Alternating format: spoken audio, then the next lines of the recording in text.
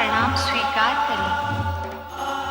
हे आदिशक्ति, मैंने तुम्हारा निर्माण नहीं किया, मैं तुम्हारा सृष्टा हूं। मेरा तुम्हारा अस्तित्व तो साथ ही का है। तुम मुझ में हो और मैं तुम में। तुम्हारे बिना तो मैं हो ही नहीं सकता। अतः मैं तुम्हें सादर प्रणाम करता हूँ। हे सर्वशक्तिमान। हाँ, मैं शक्तिमान तो हूँ, किंतु मेरा शक्तिमान होना ही तो तुम्हारे होने का प्रमाण है। यदि तुम न होती तो मैं शक्तिमान कैसे होता? अतः हे ईश्वर, न तुम्हारे बिना मेरा संभव है, न मेरे बिना तुम्हारा होना। और इस होने और ना होने के बीच क्या है? होने और न होने के बीच है जो होने वाला है। ओम के अंकुर स्वर के बीच। हे सर्वशक्तिमान, तो ये बताइए अब हम क्या करें? क्योंकि यदि आकार लिया है तब तो कर्म करना ही होगा। तो पहले कर्म की परिभाषा बनाएं। कर्म वो है जिसका परिणाम आनंद हो। और स्वयं आनंद क्या है? सभी कुछ बनाना पड़ेगा।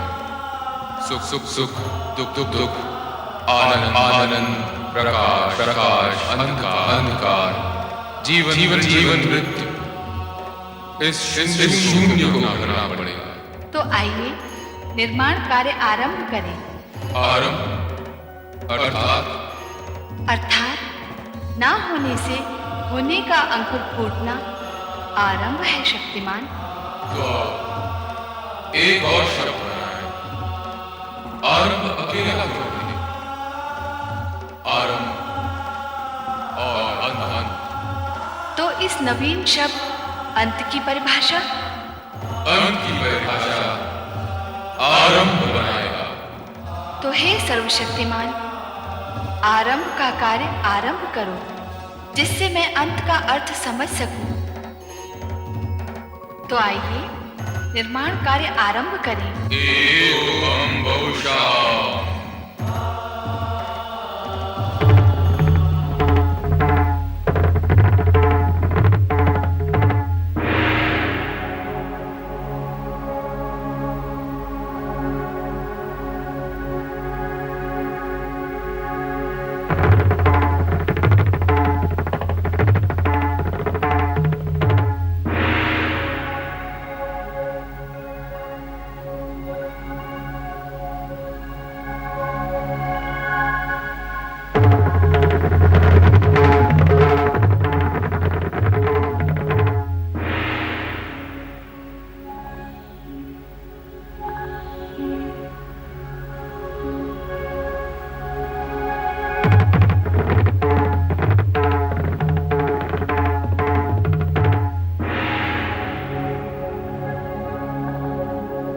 इस प्रकार संपूर्ण वातावरण में व्याप्त शून्यता को भरने के लिए देवादिदेव शिव और मां शिवा ने आकाश, वायु, अग्नि, जल, पृथ्वी एवं ग्रह नक्षत्रों की रचना की।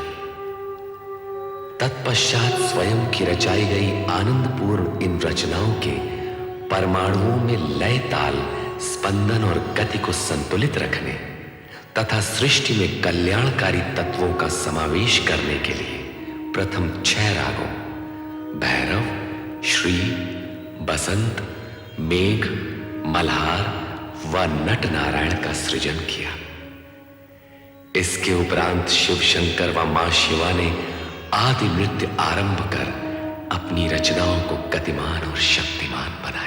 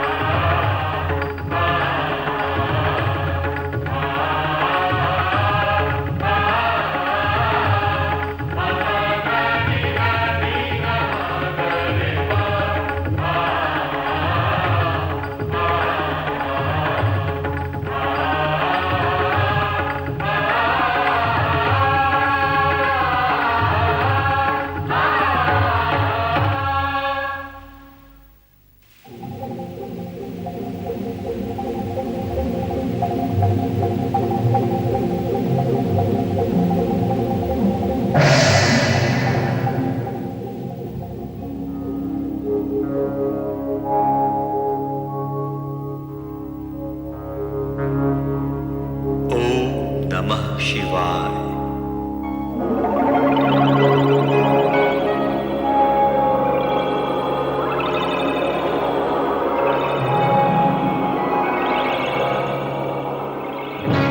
ओम नमः शिवाय। ओम नमः शिवाय।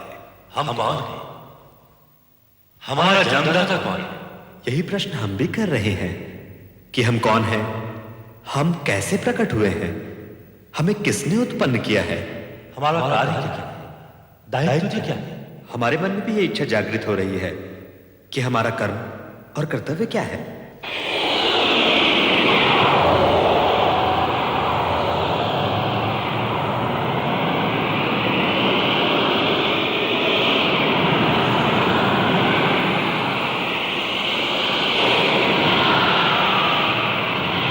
हे सर्वव्यापी चतुर्भुज श्री हरि विष्णु जी,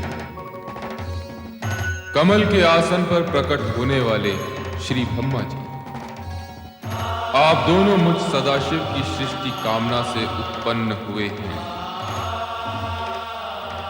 मैं ही आपका जन्मदाता हूं।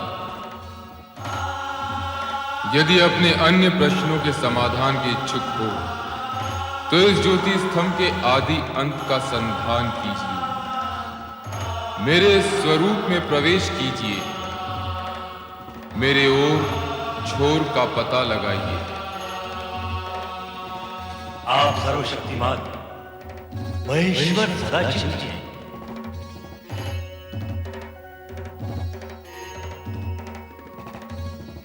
ये ज्योति स्तंभ आप ही का स्वरूप है, तो हम इसमें प्रवेश करके इसके आदि अंत का अन्वेषण करेंगे।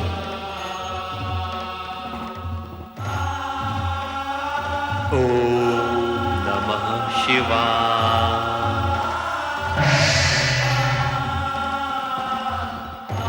जय हरि विष्णु जी, आप इस ज्योति स्तंभ के नीचे की छोर का संधान कीजिए। और ब्रह्मदेव, आप इसके ऊपरी छोर का पता लगाइए। अवश्य अवश्य श्री हरि विष्णु जी।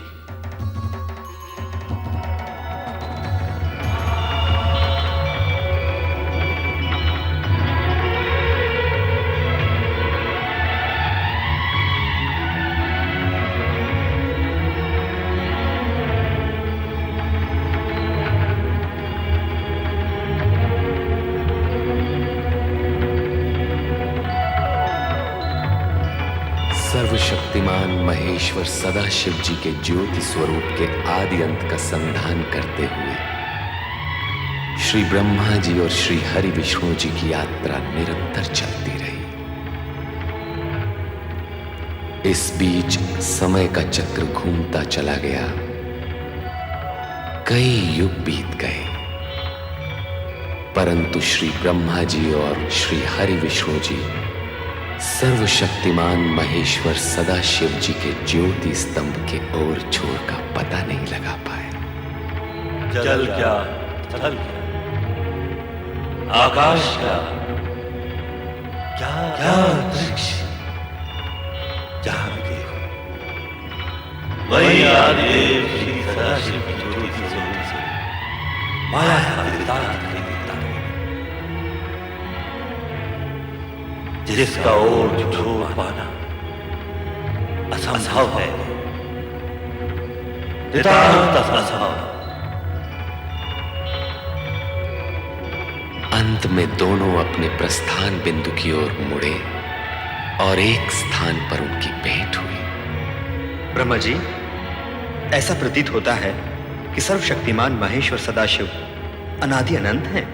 तब तो हमें संधान यात्रा छोड़कर सर्वशक्तिमान महेश्वर श्री सदाशिव से निरंतर करना होगा।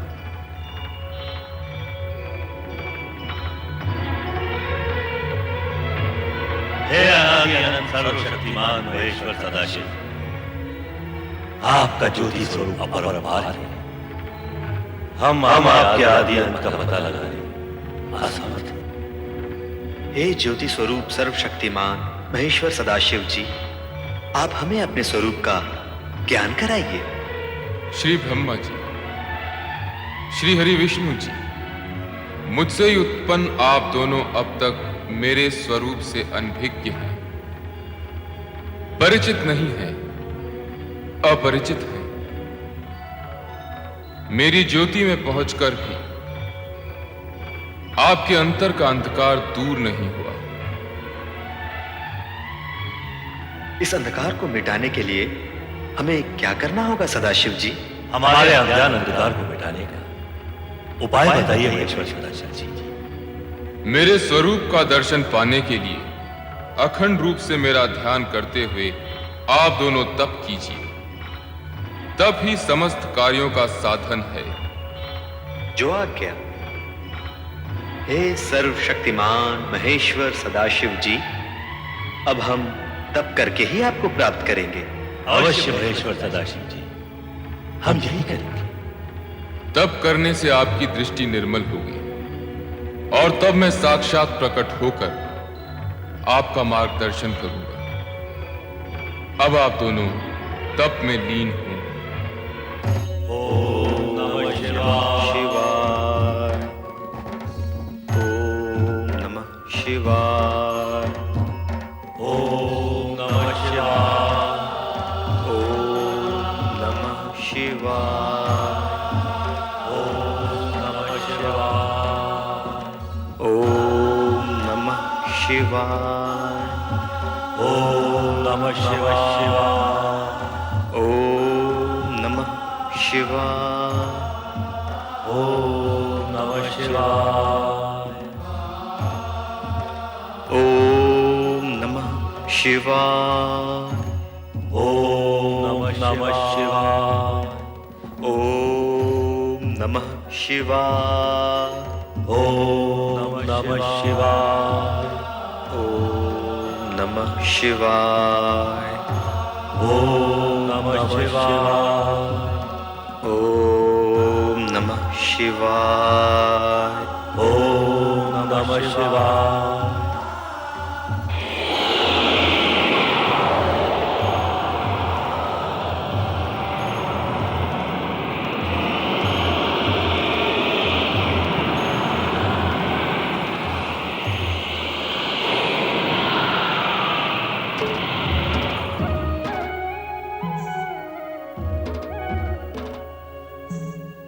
आप कौन है सर्वशक्तिमान?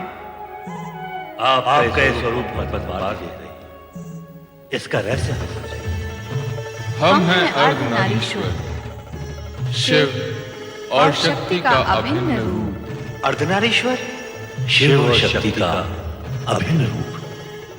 हाँ श्री हरि विष्णु जी, श्री ब्रह्मा जी, जिस ज्योति स्तंभ का आप दोनों युगों युगों तक अनुसंधान करते रहे, वही अर्धनारीश्वर रूप में आपके सामने प्रकट हुआ है। शिव और शक्ति एक दूसरे में समाये हुए हैं। शिव में ही शक्ति है और शक्ति में ही शिव। आदिदेव सर्वशक्तिमान महेश्वर सदाशिव और आदिशक्ति मां शिवा के अर्धनारीश्वर रूप को प्रणाम। हमारा तप सफल हुआ। आपके दर्शन पाकर हम धन्य हुए। एको हम बहुश्याम। आप दोनों हमारी सृष्टि कामना से उत्पन्न हुए हैं, इसलिए आप दोनों सृष्टि रचना और सृष्टि पालन का कार्य करेंगे। सृष्टि रचना और सृष्टि पालन?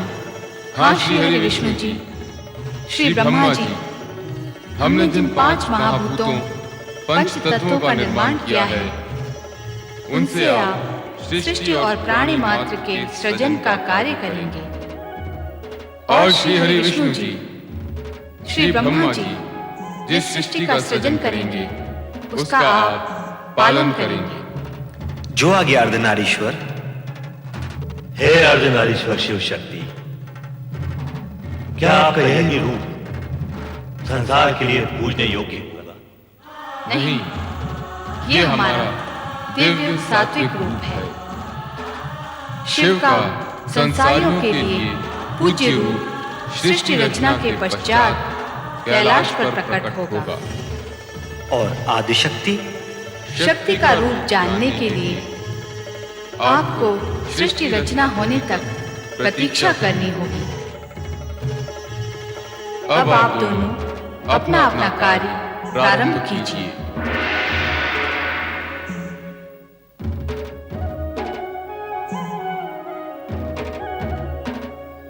श्री ब्रह्मा जी, अब आप ब्रह्मलोक में स्थित होकर सृष्टि रचना का कार्य प्रारंभ कीजिए। अवश्य श्री हरि विष्णु जी।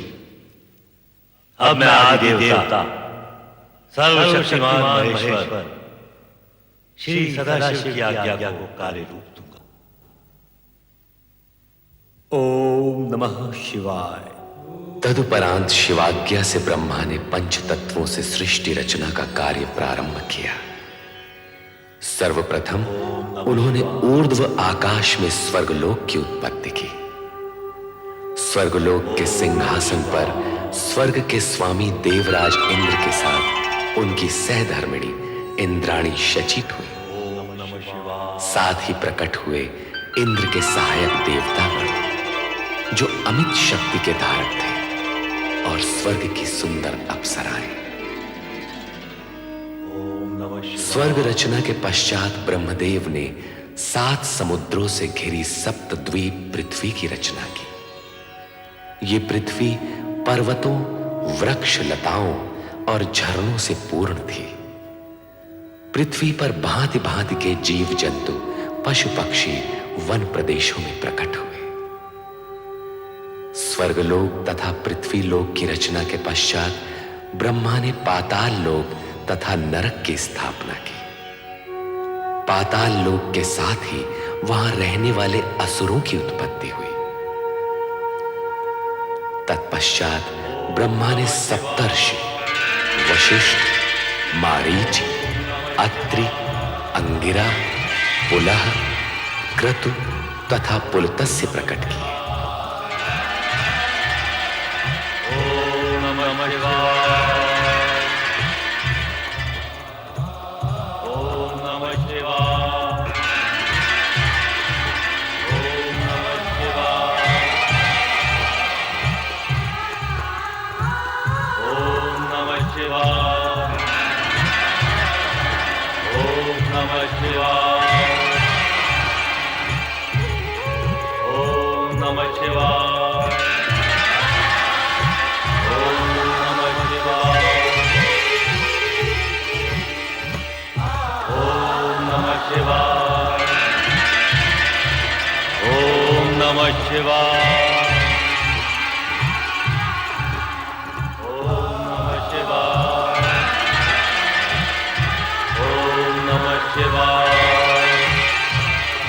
ये सातों ऋषि मंत्रकर्ता, ऐश्वर्यवान, दिव्य दृष्टिधारी, दीर्घायु आदि गुणों से युक्त, धर्म का साक्षात्कार कराने वाले तथा गोत्रों की उत्पत्ति करने वाले ऐसे 7 गुणों से परिपूर्ण थे।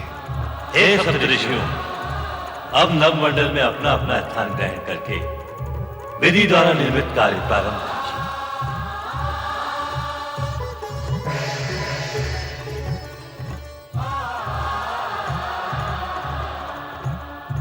ओम नमः शिवाय। प्रणाम परमपिता। ओम नमः शिवाय।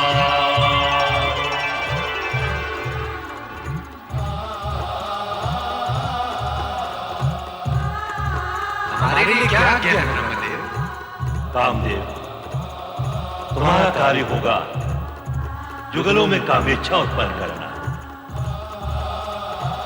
और वसंत, तुम प्रकृति में सौंदर्य प्रकट करोगे। सृष्टि की रचना के लिए यह अति आवश्यक अंग है।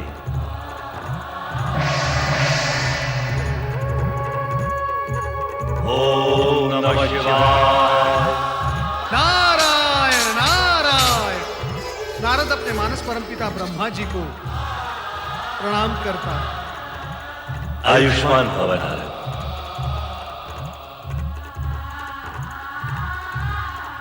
तुम श्री हरि विष्णु के परम भक्त के रूप में प्रसिद्ध होकर संसार में धर्म और भक्ति का प्रचार करते हुए संसारियों की उलझी हुई समस्याएं सुलझाओगे।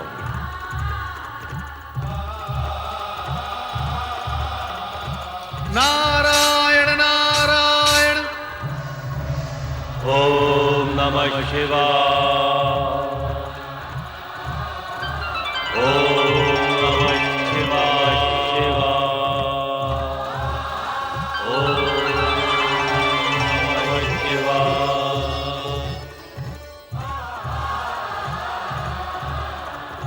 सृष्टि में प्रकट होने वाले प्रथम पुरुष तुम मनु महाराज के नाम से जगत में प्रसिद्ध हो गए,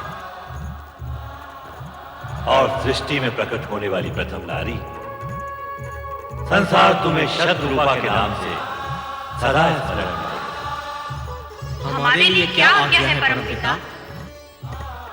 आप दोनों वैदिक तथा सनातन धार्मिक विधि के अनुसार एक दूसरे को पति पत्नी के रूप में स्वीकार करके मैथुनी सृष्टि द्वारा प्रजोत्पत्ति का कार्य प्रारंभ कीजिए। जैसी आपकी आज्ञा परमपिता।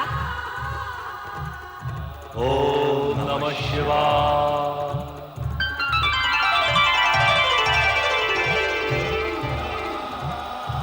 मेरे लिए क्या आज्ञा है परमदेव ब्रह्मा जी? संध्या, तुम मनुष्यों में यज्ञ हवन की रुचि जगाने, इष्ट देवों तथा पितरों के प्रति आराधना का माध्यम बनने के लिए प्रकट हुई। तुम धर्म ऋषि के आश्रम में स्थान ग्रहण करो। जैसी आज्ञा परमदेव की। ओम नमः शिवाय। हे सदाशिव, आपकी इच्छा से ही हम ब्रह्मा विष्णु उत्पन्न हुए, सारी सृष्टि समष्टि प्रकट हुई। आप ही समस्त ज्ञान विज्ञान, कला नृत्य, संगीत और विद्याओं के आदि स्रोत हैं।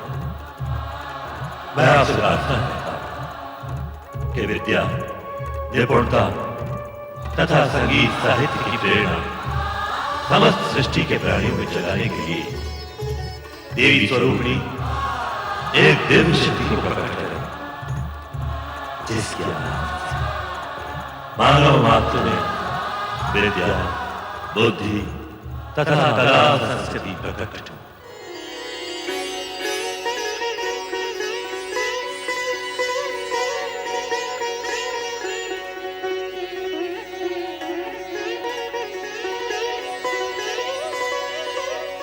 हे सृष्टि के सृजनकर्ता ब्रह्मा जी, आपकी तथा सदाशिव की इच्छा से मैं वीणा पाणी सरस्वती आपके सन्मुख प्रकट हुई हूँ। मेरे लिए क्या आज्ञा है? हे महादेवी सरस्वती, इस सृष्टि में कला संगीत, ज्ञान विज्ञान एवं समस्त विद्याएं तुम्हारी उपासना से सिद्ध होंगी। जिज्ञासा ही मानवता को विद्या प्रदान करती है। मेरी यही कामना है। सृष्टि के सृजनहार ब्रह्मा जी की इच्छा का आदर अवश्य करूंगी। इस प्रकार ब्रह्मा सृष्टि की रचना में इतने आत्मविभोर हो गए कि वे अपने मानस में उत्पन्न अपने पुत्र दक्ष को प्रकट करना सर्वथा भूल गए। तब स्वयं दक्ष ने पीड़ित होकर ब्रह्मा को कठोर शब्दों में स्मरण कराया। मुझे भी प्रकट कीजिए परमपिता, आप अपने पुत्र दक्ष को उत्पन्न करना कैसे भूल गए? परमपिता, आपके मन में मेरा उद्भव हो चुका है। मैं अपने बाहर आने का मार्ग खोजते खोजते आपके चरण के अंगुष्ठ तक आ पहुंचा हूं। मुझे भी प्रकट कीजिए परमपिता, मुझे भी प्रकट कीजिए। दक्ष, मैं अपने से उत्पन्न मानस पुत्र पुत्रियों को देखने में ऐसा विभोर हुआ कि तुम्हारा ध्यान ही नहीं रहा।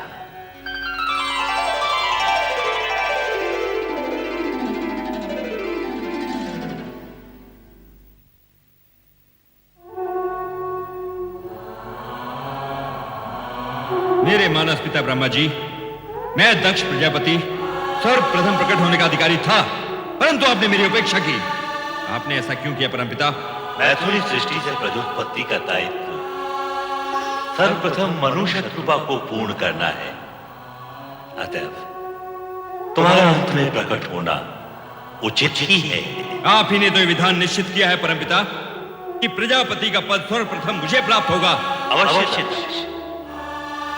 हम उस विधान के अनुसार ही कार्य करेंगे, परंतु प्रजोत्पादक तथा प्रजापति का कर्तव्य तुम विवाह करके ही पूर्ण कर सकोगे।